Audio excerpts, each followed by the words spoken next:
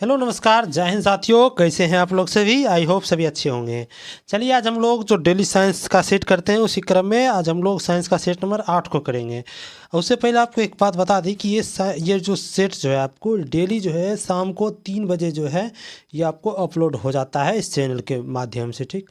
और इसका पीडीएफ जो है हमारे टेलीग्राम चैनल नॉलेजबल पीडीएफ पर भी अपलोड कर दिया गया है। और टेलीग्राम चैनल का लिंक इस वीडियो के डिस्क्रिप्शन में दे दिया गया है।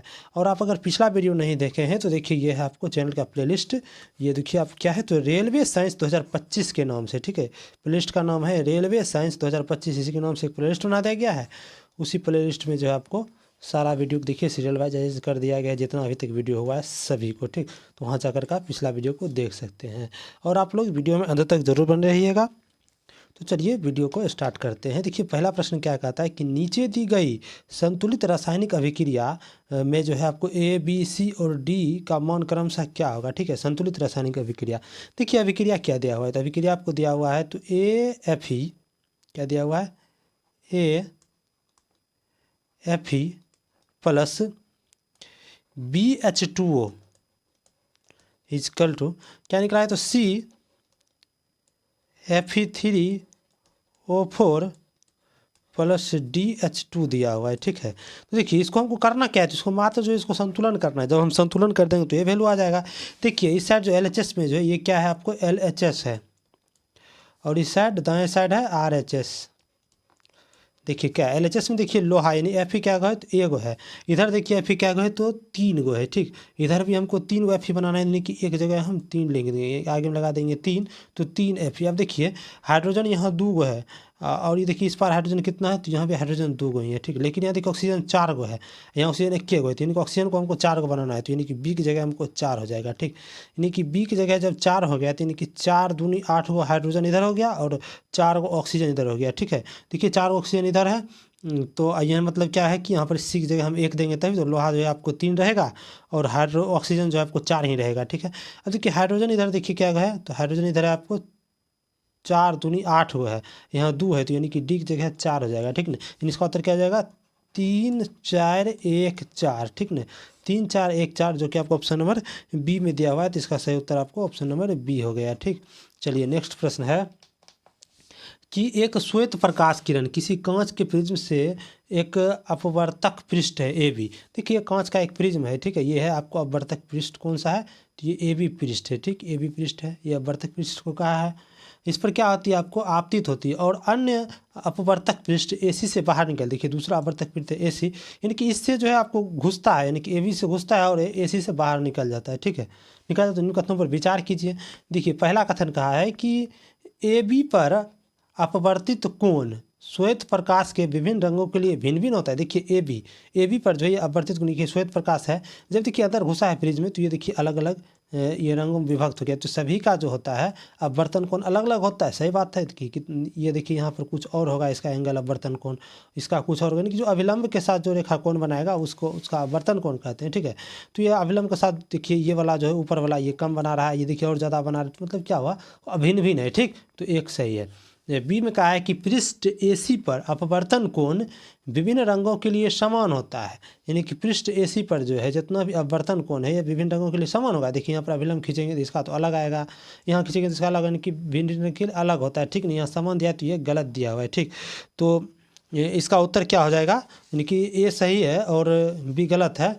तो देखिए किस ऑप्शन में दिया हुआ है, आपको ऑप्शन नंबर सी में दिया है केवल ए, ठीक। इसका सही उत्तर केवल ए हो जाएगा, ठीक। चलिए नेक्स्ट प्रश्न है कि दो प्रतिरोध है R1 और R2 दोनों की किस में हम जोड़े हैं तो समांतर क्रम में संयोजित होता है उसका तुल्य प्रतिरोध, ठीक। देखिए समांतर क्रम में से कैसे संयोजित होता है। देखिए पहला प्रतिरोध है आपको ये है R1, ठीक है। क्या है ये R1 है और एक है आपको दूसरा प्रतिरोध ये क्या है तो R2 है। ये दोनों को हम समांतर क्रम में जोड़ते हैं तो समतुल्य प्रतिरोध क्या होगा कि 1/R समतुल्य बराबर होता है 1/R1 प्लस 1/R2 होगा, ठीक। तो देखिए पहला प्रतिरोध R1 जब इसको देखिए हम एलसीएम लेंगे तो क्या आ जाएगा R1 इंटू R2 और देखिए यहाँ हो जाएगा आपको R2 प्लस का R1 यानी कि R1 प्लस R2 जो कहिए। तो इसका देखिए किस ऑप्शन में दिया है आपको ऑप्शन नंबर डी में दिया हुआ है। तो देखिए कि R1 प्लस सॉरी ये देखिए ये किसका वैल्यू आया है, तो ये आपको आया है 1/r समतुल्य का वैल्यू। ठीक, तो r समतुल्य जब आप निकालिएगा तो क्या आ जाएगा, तो यह आ जाएगा आपको r1 r2 बटे r1 प्लस R2 आ जाएगा। ठीक है, तो यही इसका उत्तर होगा जो कि ऑप्शन नंबर बी में दिया हुआ है। ठीक, इसका उत्तर ऑप्शन नंबर बी हो गया। चलिए नेक्स्ट प्रश्न है कि निम्नलिखित को सुमेलित कीजिए। देखिए पहला सिरका है, सिरका में देखिए कौन सा एसिड पाया जाता है, तो सिरका में आपको एसिटिक अम्ल पाया जाता है, तो एक मिलेगा आपको सी के साथ। ठीक है, अब देखिए 2 नंबर है टमाटर में आपको ऑक्जेलिक एसिड पाया जाता है, तो ये मिल जाएगा आपको ए के साथ 2।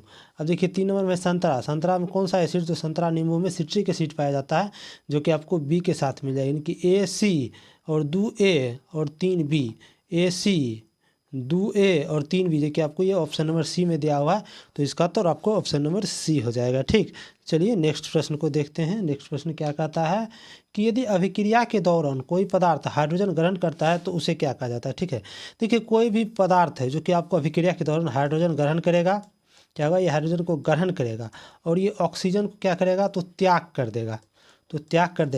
तो किस प्रकार की अभिक्रिया है, तो ये आपको अपचयन अभिक्रिया है। ठीक ना, अपचयन अभिक्रिया है। ठीक, तो ये आपको ऑप्शन नंबर ए में दिया हुआ है। ठीक ना, अगर देखिए कोई भी पदार्थ है, अगर ये हाइड्रोजन क्या कर रहा है, तो ये त्याग कर रहा है, हाइड्रोजन त्याग कर रहा है और ये ऑक्सीजन को ग्रहण कर रहा है, ऑक्सीजन को ये ग्रहण कर रहा है, तो ये कौन सा अभिक्रिया है, तो ये आपको उपचयन यानी कि ऑक्सीडेशन रिएक्शन है। ठीक ना, ऑक्सीडेशन है। ठीक, तो चलिए नेक्स्ट प्रश्न है कि उस विकल्प का चयन कीजिए जो कि सही ढंग से इंगित करता है कि निम्नलिखित में से कौन सा कथन। देखिए क्या कथन कहा है कि जब मैग्नीशियम धातु के एक टुकड़े को कॉपर सल्फेट के विलय में रखा जाता है, क्या देखिए मैग्नीशियम धातु है, इसका एक टुकड़ा है CuSO4। ठीक, इसमें हम रखते हैं, देखिए कॉपर सल्फेट जो होता है इसका मूल रंग होता है आपको नीला रंग का। ठीक है, इसमें रखते हैं तो क्या होता है, देखिए एक नंबर का है कि मैग्नीशियम जो है ये कॉपर सल्फेट विलयन से कॉपर को विस्थापित कर देता है। देखिए मैग्नीशियम क्या करता है, कॉपर से विस्थापित, क्योंकि देखिए मैग्नीशियम जो है कॉपर की अपेक्षा अधिक अभिक्रियाशील है, जो अधिक अभिक्रियाशील को विस्थापित कर देगा, सही बात है, विस्थापित कर देता है और बना लेता है आपको MgSO4 बना लेता है। ठीक ना, तो ये सही है, एक नंबर सही है।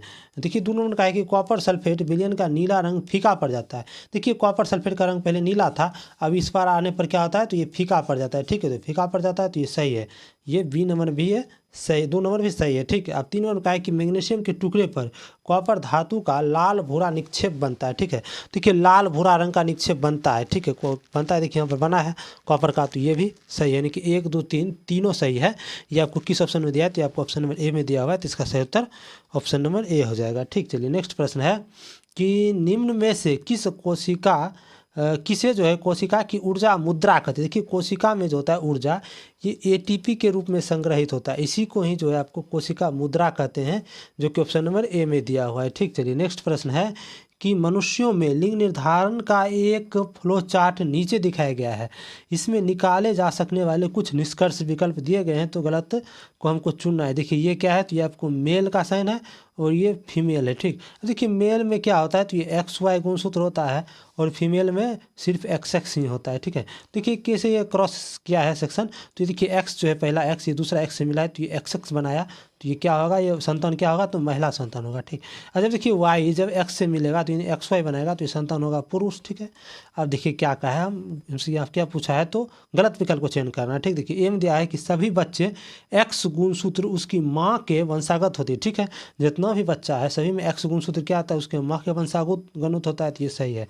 2 नंबर में कहा है कि महिला संतति का लिंग निर्धारण करेगी, नहीं, गलत बात है, महिला जो है संतति का निर्धारण नहीं कर पाएगी, क्योंकि देखिए महिला में केवल जो है आपको XX गुणसूत्र ही पाया जाता है और पुरुष में आपको XY पाया जाता है, तो यहाँ जो है आपको पुरुष करेगा निर्धारण। ठीक ना, तो महिला में तो दोनों X ही है, तो कैसे निर्धारण करेगा, तो ये गलत है। देखिए सीम का है कि पुरुष संतति का लिंग धारण करेगा, सही बात है, पुरुष क्या करेगा, संतति का लिंग धारण करेगा, तो ये सही है। अब देखिए डीम का है कि बच्चों के लड़का या लड़की होने की संभावना 50%। यहाँ देखिए बच्चों का देखिए या तो लड़का होगा या तो लड़की होगा, दोनों का जो आपको ये 50% क्या है आपको संभावना है। ठीक, तो ये भी सही है। ठीक, यहाँ हमसे क्या पूछा है, तो गलत कथन आपको ऑप्शन नंबर बी है, इसका उत्तर आपको ऑप्शन नंबर बी ही हो गया। ठीक, चलिए नेक्स्ट प्रश्न है कि 25 सेंटीमीटर फोकस दूरी वाले अवतल लेंस की क्षमता क्या है। देखिए कोई भी लेंस है उसका आपको फोकस दूरी यानी कि कौन सा लेंस है ये, तो ये अवतल लेंस है, ठीक। अवतल लेंस का फोकस दूरी क्या होता है, निगेटिव होता है। अब कितना दिया हुआ है, तो निगेटिव यानी कि 25 सेंटीमीटर आपको ये माइनस में आ गया, ठीक है।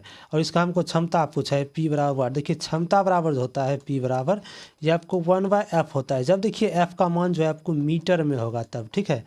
और जब इसको हम सेंटीमीटर रखें तो इसको मीटर में बदल लेंगे, तो देखते हैं बनाते हैं। तो पी बराबर क्या होगा, 1/f है 25 सेंटीमीटर, क्या है 25 सेंटीमीटर है माइनस में। जिसको मीटर में बदलेंगे तो ऊपर 100 से गुना करेंगे तभी तो मीटर में बदलेगा। तो यानी कि 25 चौक 100 यानी कितना हो जाएगा, तो माइनस में 4 डायोप्टर हो जाएगा। क्योंकि देखिए लेंस की क्षमता जो होता है उसका ऐसा ही मात्रा डायोप्टर होता है, तो इसका उत्तर -4 डायोप्टर हो जाएगा, जो कि आपको ऑप्शन नंबर डी में दिया हुआ है। तो इसका सही उत्तर ऑप्शन नंबर डी हो गया, ठीक है। चलिए नेक्स्ट प्रश्न है कि निम्न में से कौन सा गुणधर्म कार्बन द्वारा प्रदर्शित नहीं होता है। देखिए कार्बन जो है ये सहसंयोजकता होता है, ठीक है। और इसका अपरूपता देखिए, कार्बन का जो है अपरूपता कैसा होता है ये देखिए कार्बन का जो अपरूप होता है, एक होता है आपको रवादार अपरूप और एक होता है बेरवादार, ठीक है। देखिए रवादार अपरूप कार्बन का, एक होता है आपको रवादार अपरूप, एक होता है आपको बेरवादार रवादार अप्रूफ होता है, ठीक है। जो रवादार अप्रूफ होता है उसका देखिए कौन कौन सा अप्रूफ है, उसमें देखिए हीरा ग्रेफाइड ये दोनों जो है आपको रवादार अप्रूफ है। कौन कौन है, तो हीरा एंड ग्रेफाइड क्या है, तो ये आपको जो है आपको कार्बन का रवादार अप्रूफ है, ठीक ना। और देखिए बेरवादार अप्रूफ कौन कौन है, देखिए बेरवादार अप्रूफ देखिए कोयला हो गया, कोयला, कोक, चारकोल, कोयला, कोक, चारकोल, काजल, ये सब क्या है आपको अप्रूफ ही है, लेकिन ये बेरवादार अप्रूफ है, यानी कि ये अप्रूपता का गुण प्रदर्शित करता है, बी भी सही है। सी में का धात्विक गुण नहीं, देखिए कोयला जो होता है ये आपको कार्बन, ये आपको एक प्रकार का ये अधातु है, ठीक। क्या है ये अधातु, ये धात्विक गुण प्रदर्शित नहीं करेगा, यही हमको गलत है, ठीक ना। यही हमसे पूछा है कि कौन नहीं करता है, लेकिन श्रृंखल गुण से कार्बन जो सबसे अधिक श्रृंखला बनाती है, ठीक ना। तो ये श्रृंखल गुण भी आपको ये प्रदर्शित करता है, ठीक है। लेकिन ये जो है धात्विक गुण प्रदर्शित नहीं करता है, तो हमको नहीं बारे में पूछा था, तो यही उसका उत्तर हो जाएगा। नेक्स्ट प्रश्न है कि निम्नलिखित में से कौन सा विकल्प दिए गए परिपथ में प्रवाहित धारा और तुल्य प्रतिरोध को क्रमशः दर्शाता है, ठीक है। अब देखिए यहाँ क्या होगा, देखिए ये आपको श्रेणी क्रम में संयोजित है, ठीक। देखिए श्रेणी क्रम में है, तो ये देखिए ये हो गया आपको R1, ये हो गया R2, ये हो गया R3 और ये हो गया आपको R4, ठीक है।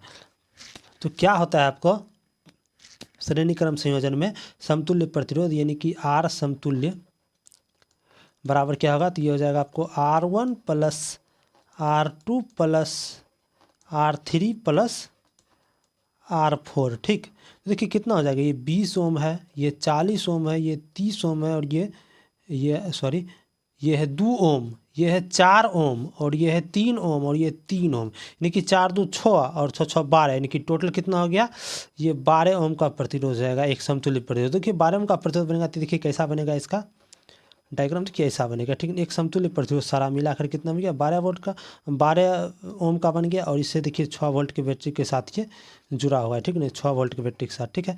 अब देखिए 6 वोल्ट के बैटरी के साथ जुड़ा हुआ है, तो यहाँ से देखिए आपको कितना हो गया, ये आपको 12 ओम का प्रतिरोध है। तो यहाँ से देखिए V बराबर IR से हम यहाँ से धारा निकाल लेंगे, I बराबर V/R, तो V है आपको कितना 6 बटा R है 12, तो 6 दूनी 12 यानी कि I बराबर हो जाएगा 1.2 यानी कि 0.5 एम्पियर धारा निकलेगा यहाँ से, ठीक। अब देखिए धारा जो होता है निकलेगा, तो अब देखिए 2 ओम में कितना जाएगा, इसमें कितना जाएगा, देखिए इसमें क्या होता है कि यह है आपको श्रेणी क्रम संयोजन। तो श्रेणी क्रम में संयोजन में क्या होता है, इसमें जो है आपको धारा का मान समान होता है, क्या होता है, धारा का मान समान होता है सभी प्रतिरोध पर, इनकी यहाँ पर अगर I धारा प्रभावित हुआ तो यहाँ भी पर भी I धारा ही प्रवाहित होगा, यहाँ पर भी I धारा प्रवाहित, लेकिन यहाँ पर वोल्टेज जो है इनकी विभवांतर ये भिन्न भिन्न होता है। अगर यहाँ V1 तो यहाँ V2, यहाँ V3 ऐसे यहाँ V4 प्रवाहित होगा, ठीक ना। तो ये धारा समान होगा, तो इनकी यहाँ से धारा आपको कितना निकला है 0.5 एम्पियर, तो 0.5 एम्पियर धारा, और ये समतुल्य प्रतिरोध भी पूछा है, तो समतुल्य प्रतिरोध क्या हो जाएगा, तो ये 12 ओम हो जाएगा, जो कि आपको ऑप्शन नंबर सी में दिया हुआ है। तो इसका सही उत्तर ऑप्शन नंबर सी हो जाएगा, ठीक। चलिए नेक्स्ट प्रश्न है कि न्यूलैंड के अष्टक सिद्धांत के अनुसार बेरिलियम के गुणधर्म डैश के समान होता है। देखिए न्यूलैंड का अष्टक नियम का क्या कहता था कि देखिए न्यूलैंड का अष्टक नियम कहता था कि जो ये 8 8 तत्व का एक समूह बनाया था, जिसमें कहता था कि जो है ना ये जो है आपको जैसे पहला तत्व है इसका जो है ना गुण 8वां तत्व के बराबर होगा, ठीक है। जैसे यहाँ देखिए आपको बेरिलियम का है, तो बेरिलियम क्या होता है, देखिए ये बेरिलियम का देखिए 4 होता है, ठीक है ना।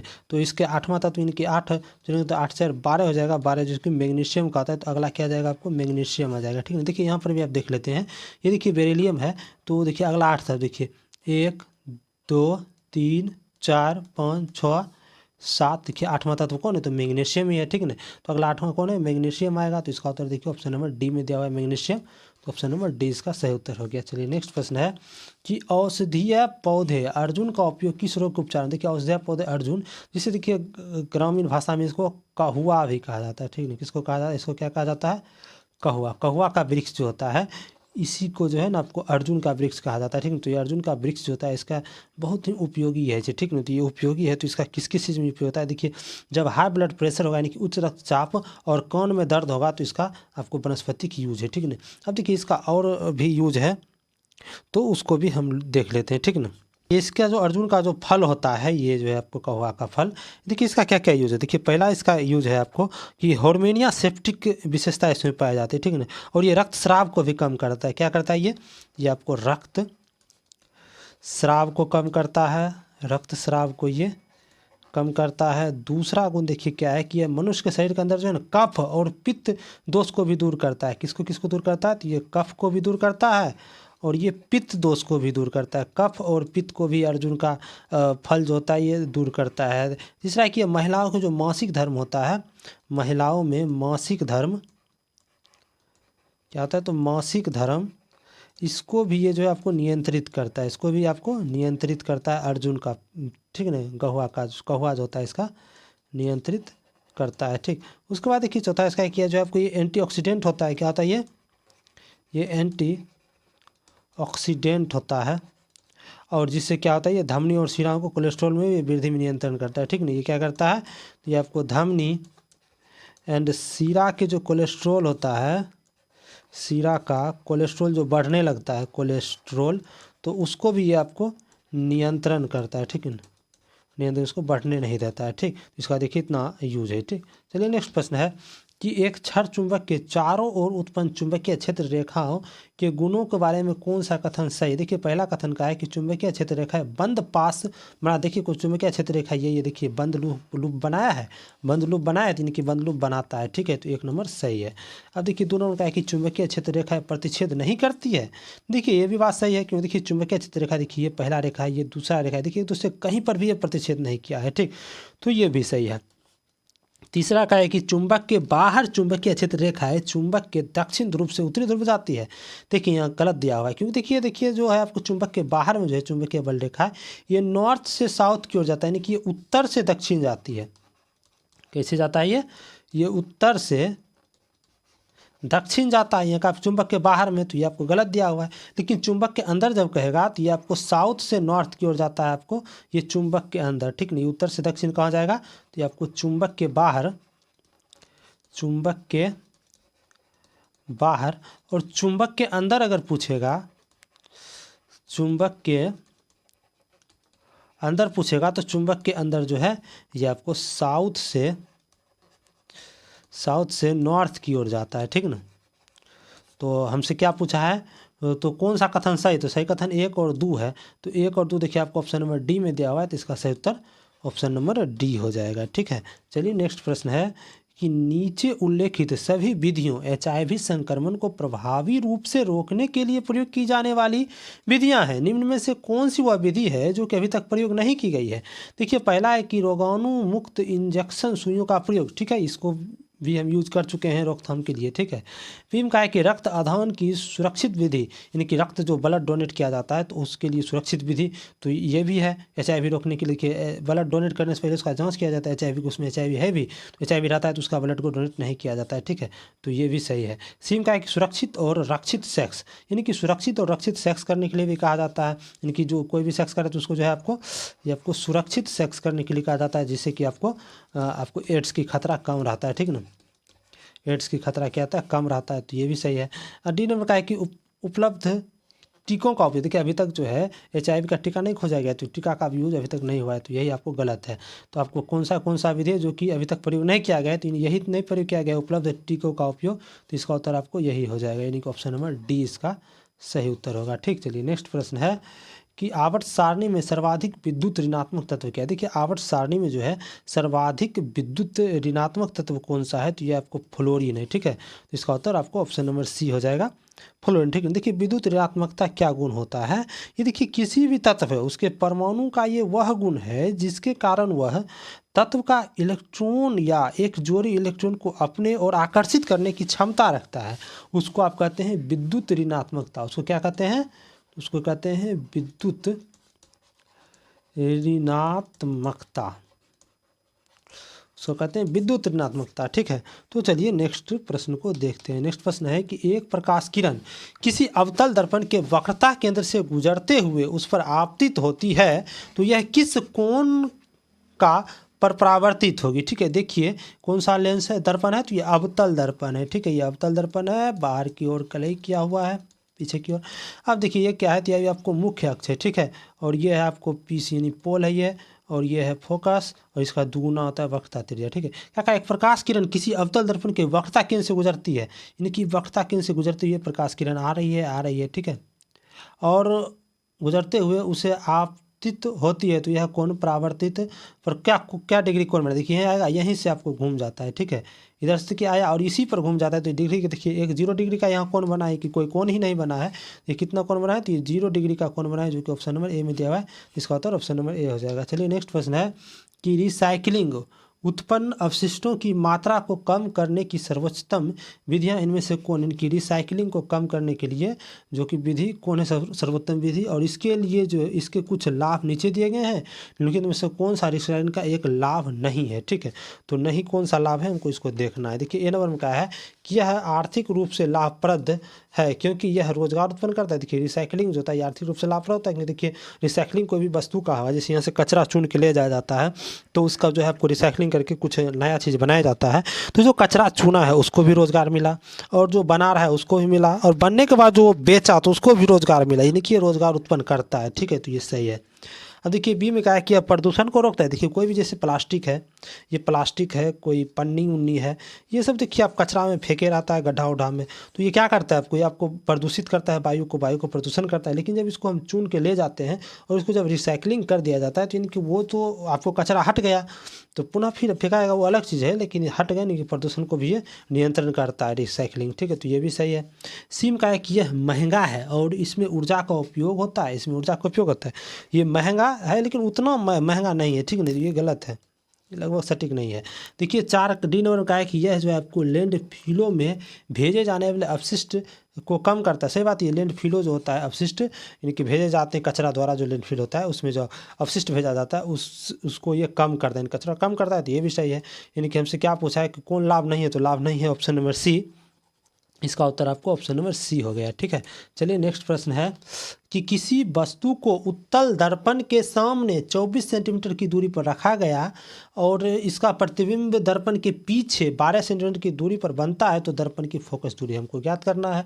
कौन सा दर्पण है, तो ये आपको उत्तल दर्पण है। बना लेते हैं हम उत्तल दर्पण, ये जो है आपको अंदर की ओर आपको कलई किया हुआ है। ठीक है, अब देखिए ये क्या है, एक रेखा खींच लेते हैं जो कि आपको मुख्य अक्ष है, और ये क्या है, तो पोल है, ये है आपको फोकस, और फोकस से दुगुना पर वक्रता त्रिज्या है। क्या कह रहा है, एक उत्तल दर्पण के सामने 24 सेंटीमीटर की दूरी पर रखे हैं वस्तु को, कहीं पर वस्तु रखा हुआ है जो कि आपको 24 सेंटीमीटर की दूरी पर रखा हुआ है, मान लेते हैं यहीं रखा हुआ है वस्तु। ठीक है, तो कितना दूरी पर है, तो यह आपको 24 सेंटीमीटर की दूरी पर, 24 सेंटीमीटर की दूरी पर वस्तु रख दिए, और ये दर्पण के पीछे 12 सेंटीमीटर की दूरी पर इसका प्रतिबिंब बनता है। दर्पण के पीछे यानी कि इस साइड जो है आपको यहाँ से 12 सेंटीमीटर की दूरी रख ली, यहाँ लेते हैं, यानी कि ये 12 सेंटीमीटर की दूरी पर जो है ये आपको प्रतिबिंब बनता है। तो दर्पण की फोकस दूरी हमसे पूछा है, देखिए हमको क्या क्या दिया हुआ है, तो यू हमको दिया है, कि यू देखिए दर्पण के दाहिने कि यू हमेशा जो निगेटिव में होता है, तो माइनस में 24 सेंटीमीटर हो जाएगा आपको यू,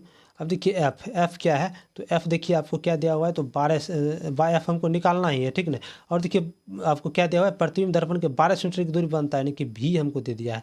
भी बराबर क्या हो जाएगा 12 सेंटीमीटर, क्योंकि देखिए दर्पण के पीछे बना है तो ये प्लस में लेंगे, ठीक। तो अब देखिए दर्पण सूत्र क्या कहता है कि 1/v प्लस 1/u बराबर 1/f, हमको एफ ही निकालना है, तो 1/f बराबर क्या हो जाएगा 1/v, जो कि v का वैल्यू हमको 1/12 दिया हुआ है, वही का वैल्यू 3×12 हो जाएगा। अब प्लस देखिए 1/u का वैल्यू है -24, तो यहाँ -24 हो जाएगा। देखिए जब हम इसको एलसीएम लेंगे तो ये 24 एलसीएम हो जाएगा। अब देखिए 12 दूनी 24, यानी यहाँ 2 हो जाएगा। अब देखिए 24 सेकंड 24, यानी एक ऊपर में 1 हो जाएगा, लेकिन ये माइनस में 1 होगा, ठीक है। तो इसको जब देखिए सॉल्व करेंगे तो ये 1/24 आएगा, ठीक है। 1/24 आएगा, जो कि पॉजिटिव में आएगा, ठीक है। देखिए 1/f का वैल्यू आपको 1/24 आया है, तो आपको f का वैल्यू क्या आ जाएगा, तो 24 सेंटीमीटर आ जाएगा, जो कि इसका फोकस दूरी है। तो इसका उत्तर आपको ऑप्शन नंबर डी हो गया है, ठीक है। चलिए नेक्स्ट प्रश्न को देखते हैं। नेक्स्ट प्रश्न है कि नीचे दिए गए कथनों पर विचार कीजिए और सही उत्तर का चयन कीजिए। तो अब नीचे कथन जो दिया हुआ है उसको हम देखते हैं। पहला कथन का है कि एक घ्राण सूचक वह सामग्री होती है जिसकी गंध इस बात पर निर्भर करती है कि इसके अम्लीय या क्षारीय विलयनों में से किसके साथ मिश्रित किया जाता है।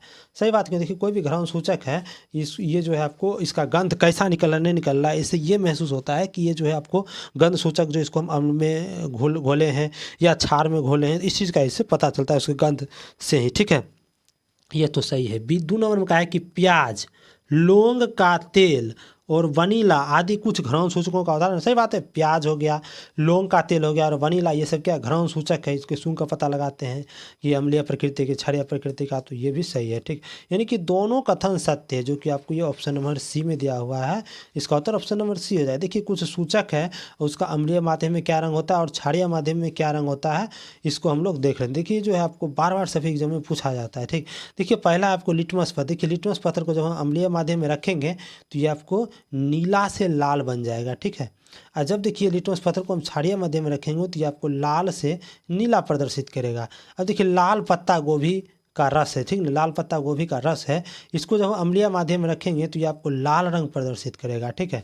और जब लाल पत्ता गोभी के रस को ही हम क्षारीय माध्यम में रखेंगे तो ये आपको हरा प्रदर्शित करेगा, ठीक है। अब देखिए हल्दी है, हल्दी को जब हम अम्लीय माध्यम में रखेंगे तो ये पीला प्रदर्शित करेगा, और जब इसको क्षारीय माध्यम में रखेंगे तो लाल भूरा रंग प्रदर्शित करेगा। देखिए जैसे आप कपड़ा वपड़ा धोते होंगे तो क्या देखते होंगे आप कि जो है जहाँ पर सब्जी उब्जी का दाग लगा रहता है वहाँ पर क्या रहता है, तो पीला पीला दाग रहता है हल्दी का। जब इस पर आप डिटर्जेंट डालते हैं, यानी कि सर्फ डालते हैं, साबुन से रगड़ते हैं, तो क्या होता है वो हल्का सा लाल भूरा रंग का हो जाता है। यानी कि साबुन क्या है, तो ये क्षारीय माध्यम है साबुन, तो यानी कि क्षार का रंग कैसा होगा, लाल भूरा। तो ये आप यहाँ से भी रिलेट कर सकते हैं, ठीक है। अब देखिए आपको हाइड्रोजेनिया है, तो हाइड्रोजेनिया जो है अम्लीय माध्यम में नीला रंग का होता है हाइड्रोजेनिया, और क्षारीय माध्यम में ये गुलाबी रंग का होता है, ठीक है। चलिए नेक्स्ट प्रश्न को देखते हैं। नेक्स्ट प्रश्न क्या कहता है कि एक अविभाजित कोशिका में डीएनए के भाग के रूप में मौजूद होता है क्या। कोई एक अविभाजित कोशिका है और उसमें डीएनए के भाग के रूप में क्या मौजूद है। देखिए डीएनए के भाग के रूप में क्या होता है, तो क्रोमेटिन पदार्थ होता है, यानी कि वहाँ पर डीएनए नहीं होता है, उसके रूप में आपको उसका क्रोमेटिन पदार्थ होता है, ठीक। तो इसका उत्तर ऑप्शन नंबर डी हो जाएगा, ठीक। क्योंकि ये आपको अविभाजित कोशिका, इसका विभाजन नहीं होगा तो वो आपको केंद्रक तो स्पष्ट नहीं होगा, तो डीएनए कैसे पाया जाएगा, तो ये आपको क्रोमेटिन पदार्थ इसमें पाया जाता है। चलिए नेक्स्ट प्रश्न है कि निम्नलिखित चित्रों के मनुष्यों में श्वसन तंत्र के एक भाग को दर्शाया जाता है और कौन सा विकल्प ए और बी को सही नामांकन करता है और बी का कार्य को भी दर्शाता है, ठीक है। अब देखिए ए और बी क्या है, देखिए ए कहाँ पर है, तो यहाँ है। देखिए यहाँ का जो होता है ये सारा, ये देखिए क्या है, तो ये आपको एल्विली है, ठीक है, एल्वेली है। जो बी क्या है आपको, तो एल्विली है, यानी बी क्या है आपको एल्विली, जिसको हिंदी में क्या कहते हैं, तो कुपिका कहते हैं। क्या कहते हैं इसको, ये कुपिका है बी। अब देखिए ए क्या है, तो ये देखिए ए जो टहनी टाइप का, टहनी का जहाँ से स्टार्टिंग पॉइंट है, ये क्या होता है आपको, तो ब्रेंक्यूल्स होता है, ठीक ना। ब्रेंक्यूल्स को क्या कहते हैं, तो इसको कहते हैं आपको श्वसनिकाएँ, ठीक ना। क्या कहते हैं ब्रेंक्यूल्स को, तो इसको कहते हैं आपको श्वसनिकाएँ कहते हैं, ठीक नहीं। क्या है ये आपको निकाय है, ठीक, श्वसनिकाएँ हैं। अब देखिए क्या हमसे पूछा है कि ए और बी का सही नामांकन है। देखिए ए का नामांकन क्या है, तो ये है आपको ए, देखिए यहाँ पर आपको ए लगाया है, तो ये देखिए यहाँ पर क्या है, टहनी वाला चीज़, तो ये ब्रेन, ये जो है आपको श्वसनिकाएँ हैं, तो श्वसनिका ए श्वसनिका श्वसनिका, तो ये श्वसनी वाला तो कट जाएगा, ये आंसर नहीं होगा, ए और बी ही में कौन होगा, ठीक है।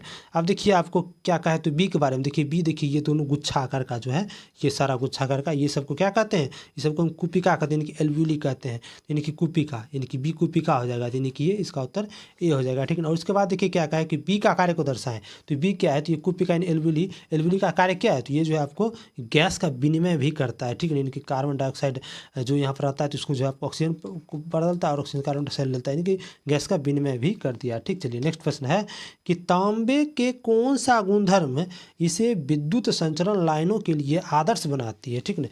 देखिए कोई भी धातु है, कोई भी धातु या पदार्थ है, वो कितना चालक है, यानी कि वो कितना चालक है, तो वो किस पर निर्भर करता है, तो कोई पदार्थ का चालकता जो है, चालकता ये क्या होता है, तो व्युत्क्रमानुपाती होता है, आपको प्रतिरोधकता का, किसका, प्रतिरोधकता का, यानी क्या हुआ कि इसका अगर प्रतिरोधकता अधिक है तो ये क्या होगा, आपको चालकता इसका क्या हो जाएगा, कम हो जाएगा, ठीक। और जब प्रतिरोधकता आपको कम है, जब प्रतिरोधकता कम है तो इसका चालकता आपको अधिक हो जाएगा, ठीक ना, चालकता क्या हो जाएगा, अधिक हो जाएगा। ये तो व्युत्क्रमानुपाती संबंध है, ठीक नहीं। हमसे क्या पूछा, कौन सा गुणधर्म विद्युत संचरण लाइने के लिए आदर्श बनाती है, निम्न गलनांक, बीम का है, दूम का है कि उच्च प्रतिरोधकता, सीम तीन में का है कि निम्न प्रतिरोध, देखिए उच्च प्रतिरोधकता, अगर उच्च प्रतिरोधकता रहेगा तो वो क्या हो जाएगा, तो ये कम चालकता होगा, तो ये आदर्श तो नहीं है बनाया, ठीक है। और निम्न प्रतिरोध अगर रहेगा तो ये आदर्श आपको बनाएगा, तो कोई भी पदार्थ है उसका प्रतिरोध अगर निम्न रहेगा तो उसमें अधिक चालन करेगा, ठीक है, तो ये आदर्श बनाएगा 3 नंबर, तो इसका सही उत्तर क्या हो जाएगा, तो 3 हो जाएगा, जो कि ऑप्शन नंबर बी में दिया हुआ है, ठीक है ना। चलिए नेक्स्ट प्रश्न है कि बड़े पौधे और पेड़ों की कठोर तनों में उत्पन्न होने वाले गैसीय अवशिष्ट पदार्थ पौधे द्वारा कैसे निष्कासित, देखिए पौधा के जो है, बड़े पौधा है और पेड़ है, उसके कठोर तना है, उसमें उत्पन्न होने वाला गैसीय अवशिष्ट उत्पाद को कि पौधे के द्वारा कैसे निष्कासित हो, देखिए पौधे के द्वारा जो गैसीय अवशिष्ट उत्पाद है इसको आपको वातरंध्र के माध्यम से निकाला जाता है, ठीक। तो इसका उत्तर ऑप्शन नंबर ए हो गया, ठीक। चलिए आज का अंतिम प्रश्न था। आई होप सभी को सारा प्रश्न अच्छे से समझ में आया होगा। तो आप वीडियो के कमेंट बॉक्स में अपना फीडबैक ज़रूर दें, और इसका पीडीएफ चाहिए तो आप हमारे टेलीग्राम चैनल नॉलेजेबल पीडीएफ से जुड़ जाएं। टेलीग्राम चैनल का लिंक इस वीडियो के डिस्क्रिप्शन में दे दिया गया है। जो भी पिछला वीडियो नहीं देखे हैं तो चैनल पे प्लेलिस्ट बना दिया गया है, प्लेलिस्ट में जाकर के आप सारा वीडियो को देख लें। तो चलिए मिलते हैं नेक्स्ट वीडियो में, तब तक के लिए धन्यवाद।